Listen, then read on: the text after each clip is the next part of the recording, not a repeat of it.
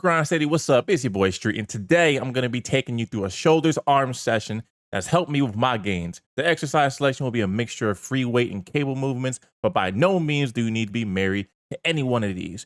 Rep ranges are my own as well. Let's get started. I know I hit this for 8 reps last time, so let's give it another shot. Let's see what's up. I'm starting off my session with a dumbbell shoulder press, which will mainly hit your front delts. I did 2 warm-up sets off camera at 60% and 80% of my working set weight to prime my muscles for the upcoming working sets. That's one of the main reasons why injuries occur. Jumping the gun on weight your body isn't prepared for. And last time I checked, hospitals and surgeries are expensive. In this economy, I'll pass. My working set for this exercise is 105 pounds and my target rep range here is 6 to 8 reps. Your rep range could be different and that's perfectly fine. A couple takeaways from this exercise. Try to have a bench at a slight incline, roughly 30 degrees. This helps with the movement's range of motion and allows me to go below parallel. This is where the front delts have the most leverage and will receive the most benefit from this exercise. Also, I have my elbows angled slightly inward as opposed to keeping them completely square, as this feels more natural to me.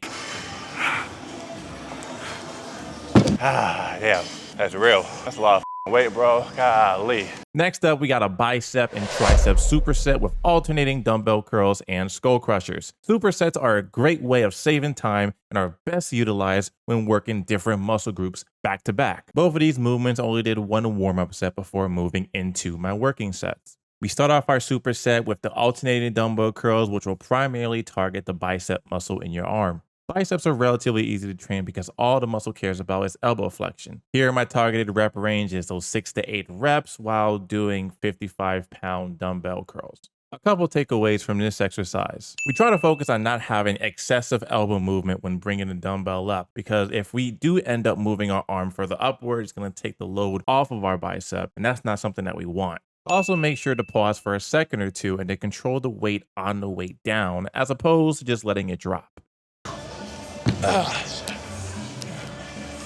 Damn.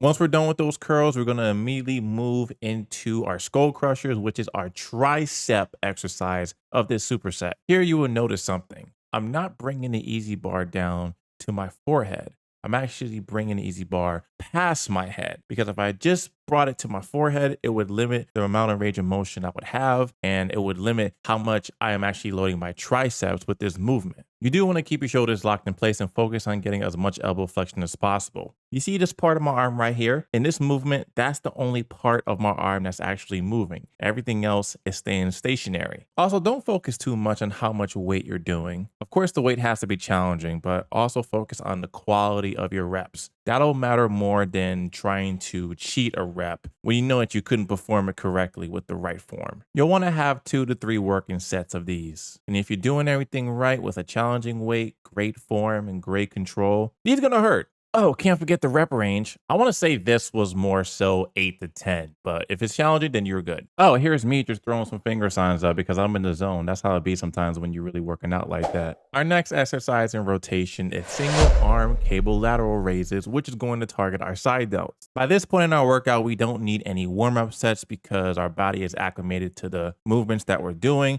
but you may need to test out initially what weight that you want to start at so that you make sure that you are hitting your rep range, and that is also challenging as well. What I try to have in my workouts are exercises that can be performed bilaterally and unilaterally. Earlier we saw a dumbbell shoulder press, but this time around we are only working one side. When I'm performing this exercise, I think of lifting my arm outward instead of straight up. I imagine my arms trying to touch corners of the room. I also don't think of leading with my ribs when performing the rep, but leading with my side delts instead. My hands are basically a hook. My hands are holding a handle, which is attached to the cable machine, but the main mover is moving my arm outward. The hand is keeping my arm and the machine connected. We threw some partials at the end because even though we weren't able to get the full range of motion, our muscle was still being worked within this range, which we're not fatigued in.